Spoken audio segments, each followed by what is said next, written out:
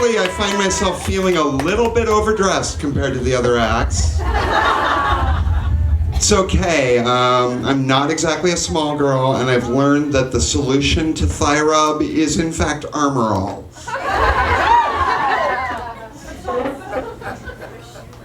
So anyways, gender transition is a fascinating little journey, full of self-exploration, self-loathing, dysphoria, excessive expectations, and eventually you grow up and learn to love yourself.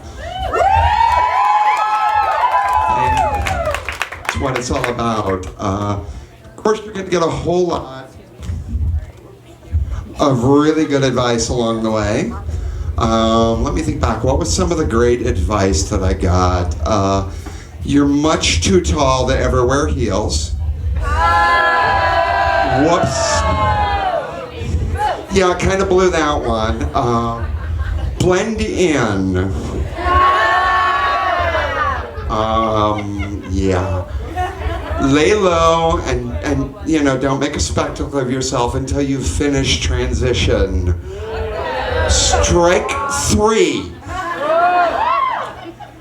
Yeah, apparently I missed out on this little thing in the trans community we call a comportment class, or I wouldn't be doing this. Now, never taken one, so I don't know what it is. I understand it has a lot to do with sitting on toilets properly. And frankly, that's fucking creepy.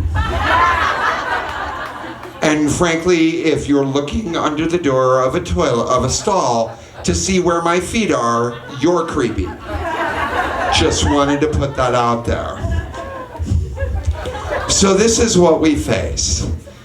And of course, we add to that the huge levels to which we beat ourselves up, trying to achieve this wonderful ideal that we have in our head, that was put in our head by media and marketing and the expectations of the world around us, by which I mean no human being could ever achieve it. And this is how we address our bodies. And it's a struggle, but during this struggle, I think it takes a little different form. I kind of look at it and I feel like it's very, very similar to coming of age for any woman, except I was in my 30s. All of the neurosis, none of the fun. I'm basically trying to go through all of the very same things that a young teenager goes through, and I have to pretend to be an adult while I'm doing it. I cannot put words on how complicated that is. And then there's all these other adult issues, because what am I supposed to do? Give up on my sex life?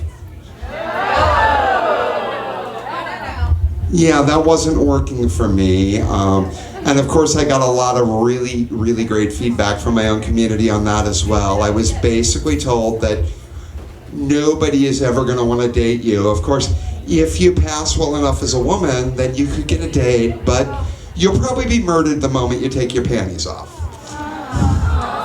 Thank you, that's terrifying. So what am I going to do? And I was okay for a while because, body love sometimes does involve 9-volt batteries. And that's wonderful. But every once in a while we do decide, I'd really like to kind of have a human touch in my life. And eventually you look at all the scare stories and all the things telling you you're not good enough, and you go, I'm going to have to throw all that aside and just step out there. Thank you.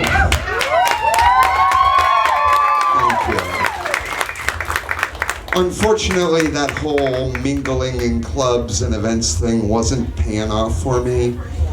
And the friend of a friend route was kind of a dead-end street, so maybe it's time for online dating. Yeah, we're going there. So it's 2010-ish, and I know that's not that long ago, but at that point in time, Craigslist was really the only option for women like me. You might recall Craigslist. They're the one that had a little problem a while back with dead sex workers in hotel rooms. And they had to retool things. They kind of had to restructure to, get rid of that, or at least stop being blamed for it.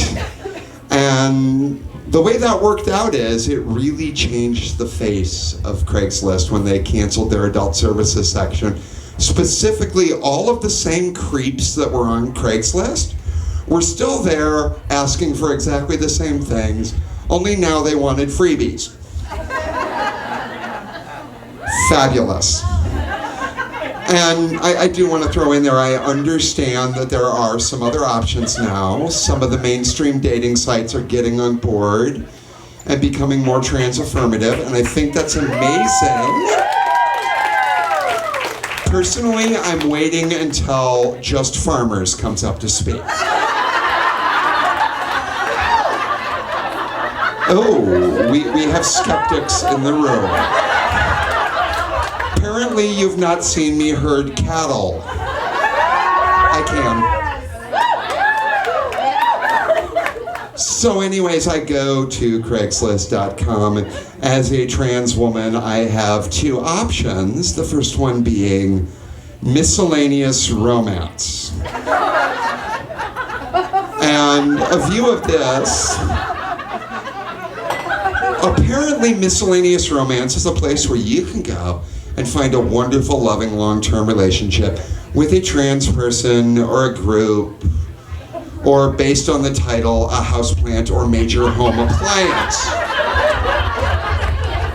I don't know, I did not look closely. Partly because, frankly, being miscellaneous was not doing anything good for my ego, and partly because there were no ads there. Which leads us to the other option, casual encounters. Because after all, I am trans, and in a large section of the world out there that loosely translates as good enough to fuck, not good enough to be seen in public with. It's like that. So anyways, I start perusing this and I notice there are a ton of ads from trans women. Hey, my sisters are getting out there. I love that. Very few ads from men.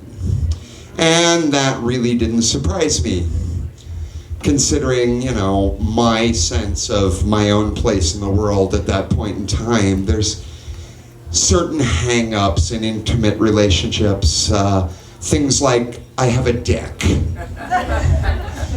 And it tends to trip things up and make it all a little bit murky, but yes, you too can have a relationship on Craigslist. All you have to do is close your eyes and walk past that big neon sign that says, "This probably won't end well." I did. So I wrote up my ad and I put it out there, and it's like, well, there's no guys here. Maybe I'll get a response eventually. 200 responses in 24 hours. Okay, maybe I'm wrong.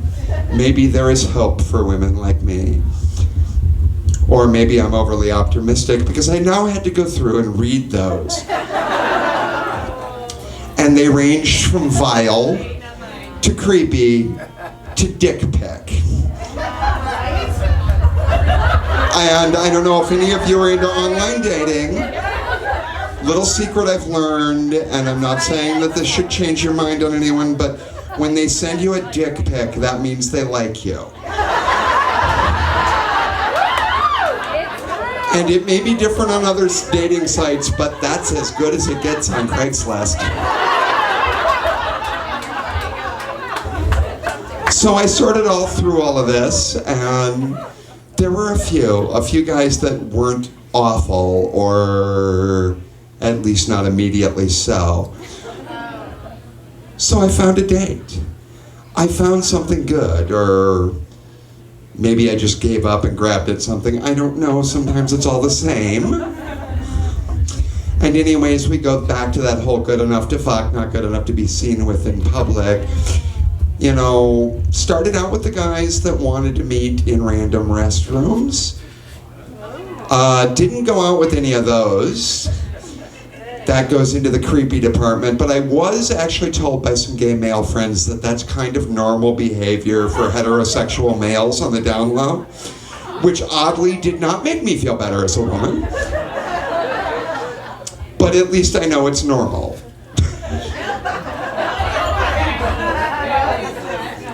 So now we go up to the next grade of guys, and this is where I actually found a date. The guys who will actually take you to a bed. Not their bed, but a bed. And part of this goes back to the I don't want to see you in public thing. And a whole lot of this goes back to the he's married. Yes, Fabu.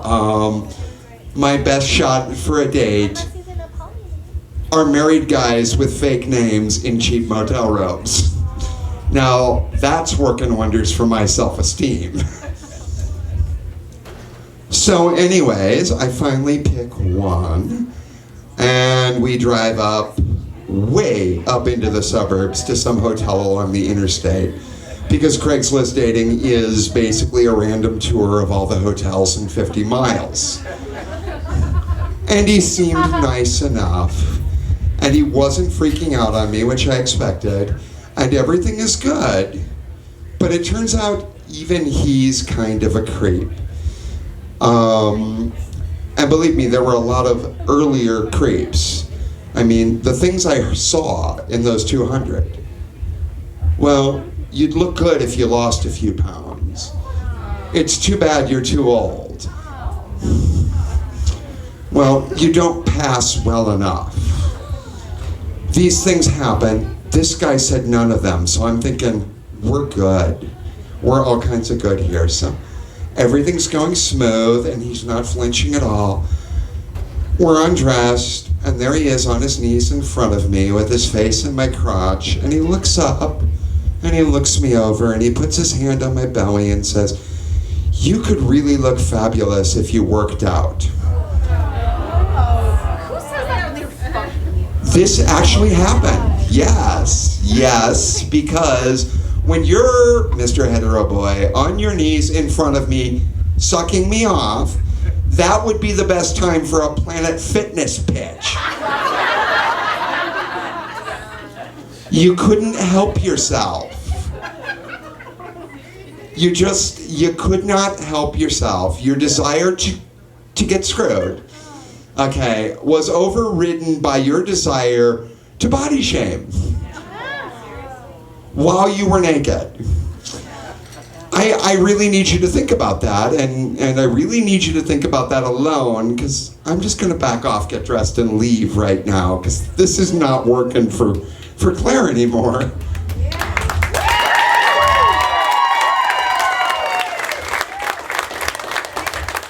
And so it went for a while, and yeah, I eventually found a lot of amazing people in my life, none of them on Craigslist, incidentally. And, you know, I'm kind of in a place now where I don't have to worry about the dating scene anymore, which is amazing. And I think even if I were, like, just Little Miss Single over here, I still wouldn't be so worried about it, because frankly, I've come a long way towards body love, and the people in my life can accept my belly, and they can accept my thigh rub, and frankly, they can accept my penis, or they can get out of my life. And that would be their loss, because quite frankly, I am amazing. And so are all of you. Thank you so much.